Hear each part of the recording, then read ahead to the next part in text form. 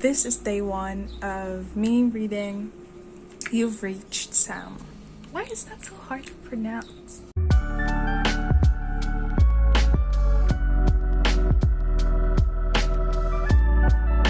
Today is day one of me reading Dustin Thao's You've Reached Sam.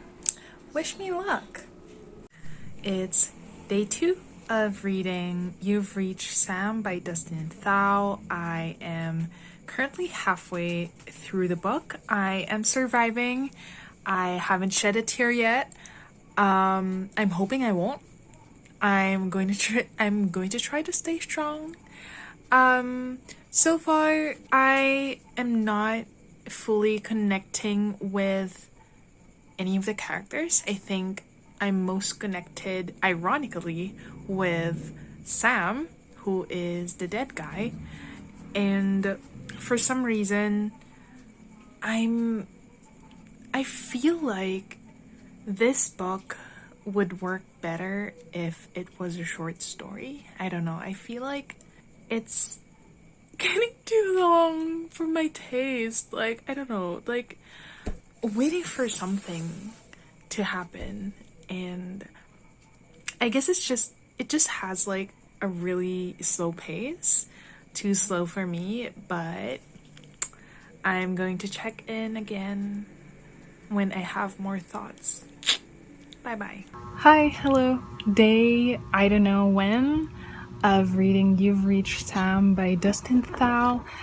I have been taking so long just reading this book, but I shall finish it this week or this weekend. I'm like 77% through the book. I'm already in chapter 15. So yeah, 79% actually through the book. And I don't know why, but I think it's just the headspace that I'm currently in that is making me delay my reading of You've Reached Sam. Like, I think, if I'm not mistaken, the book is already released last week. I was looking for the audiobook, but it's gonna be released November 9 instead. And I'm like, because at this point I feel like I'm at that point in my reading journey wherein I really need an audiobook. As I read through any book with my eyes, it just makes me read everything faster. I don't know how to get back to just reading with my eyes without an audiobook. I mean, audiobooks changed my life, and I'm dragging on with this update, but yeah, my next update hopefully will be when I'm done with the book. Bye bye. Okay, it's me again.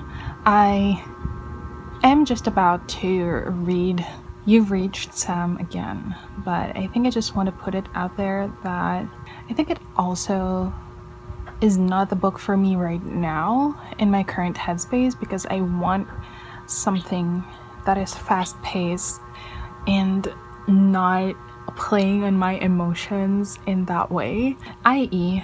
thrillers are the best for me right now, because like, it's not gonna break my heart, it's not gonna make me super sad, it's just gonna give me adrenaline.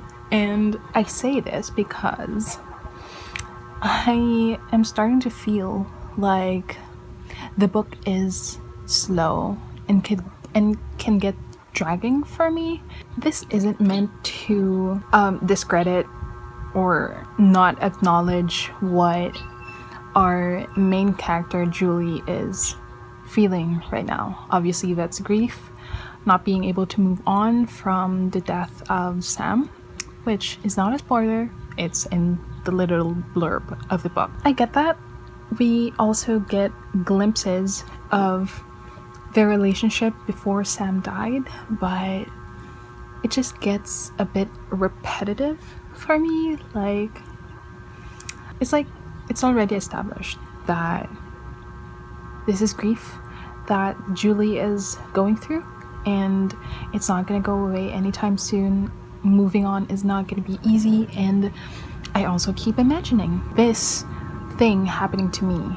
And I actually asked my husband Bran about it, like, if I die, and you somehow find a way to communicate with me. Would you be talking to me nonstop or whatever? And in that sense, the book keeps me up at night thinking about these kinds of things, but it just gets too repetitive sometimes.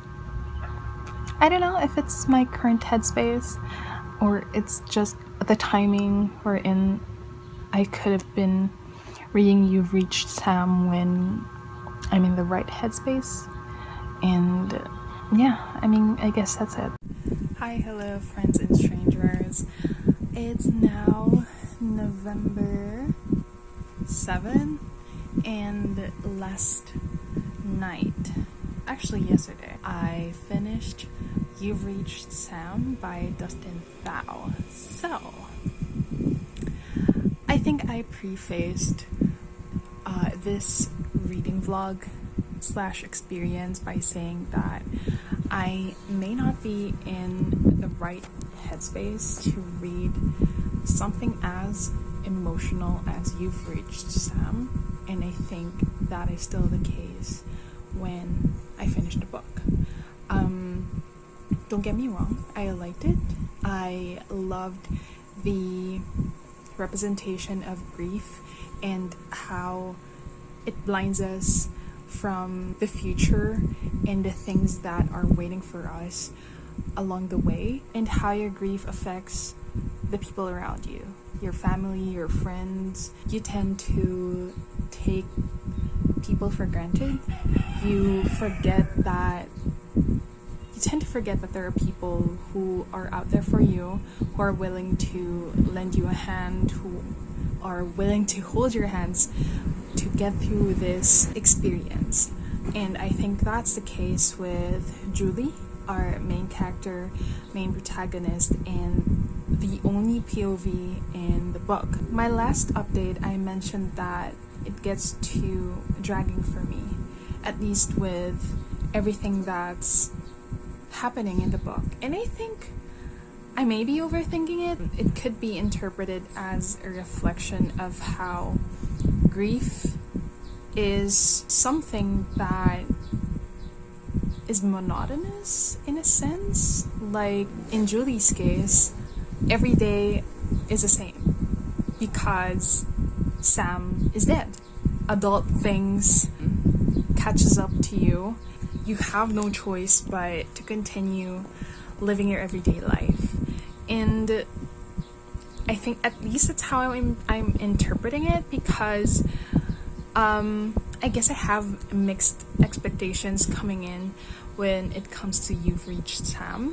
I feel like I was expecting some really hard-hitting moments, but it's not that book. If that's also what you're looking for, You've Reached Sam is very contemporary and very emotional.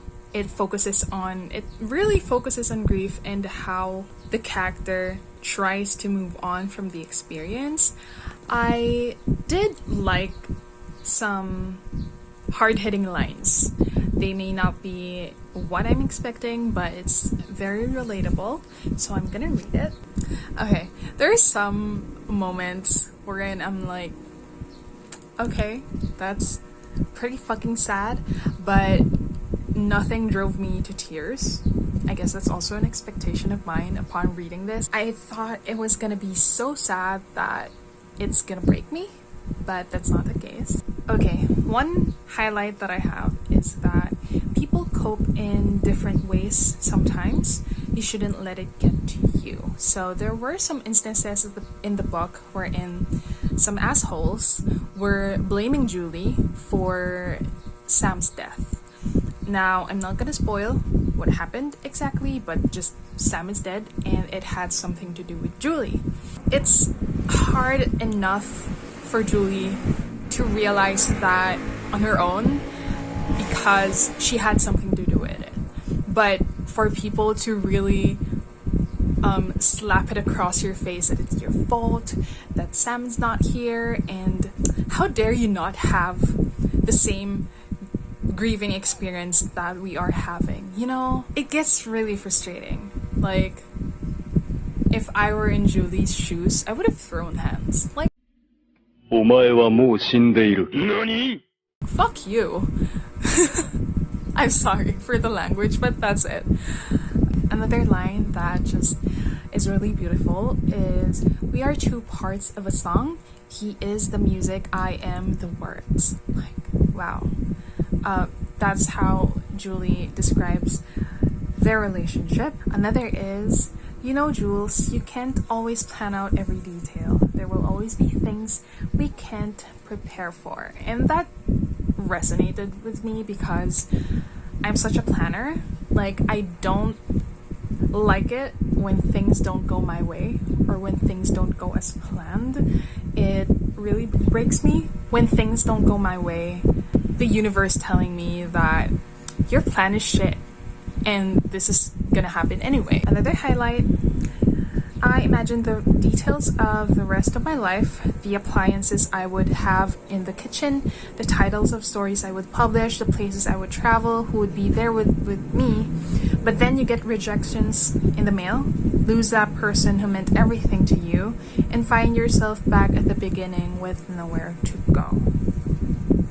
One of, I think, my most favorite line is, letting go isn't about forgetting. It's balancing moving forward with life and looking back from time to time, remembering the people in it. Because that basically sums up the book and how Julie is in the journey to realize that.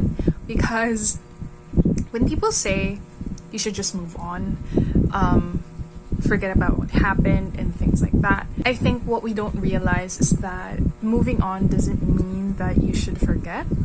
Moving on just means that you have to go through life without that person, but you keep the memories and you treasure those as you go through life. Julie doesn't have to forget about Sam, but moving on means that it's time to let go of blaming yourself, of the denial stage that maybe that person will be back and everything that happened is just a bad dream. At least for me, that's also my definition of moving on. It's not about the forgetting, but more of focusing on your life without that person, but remembering the things, the good things and the bad things, the small things that you experience together.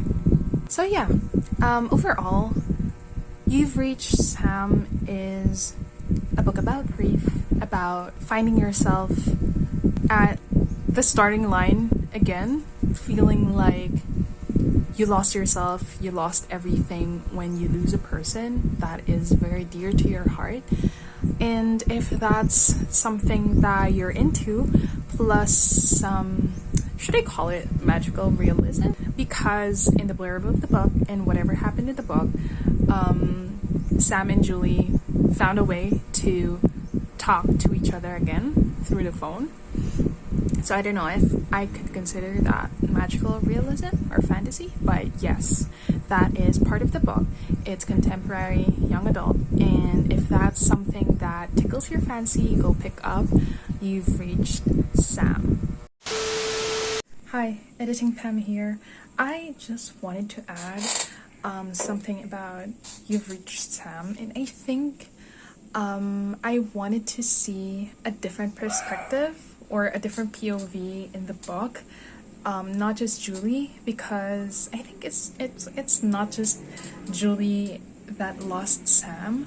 I especially wanted to see the perspective of Oliver, if I'm not mistaken. That's the name of the best friend of Sam, and I really just wanted to see how he was dealing with it, how he feels about Sam and things like that. So yeah, just an additional. That's it for this reading vlog / review of the book. I hope I was able to express my thoughts about it as well as I thought in my head, but you're here if you're still here, thank you very much for sticking. And yeah, that's it, friends and strangers. Thank you for watching. I'll see you on my next video. Bye bye.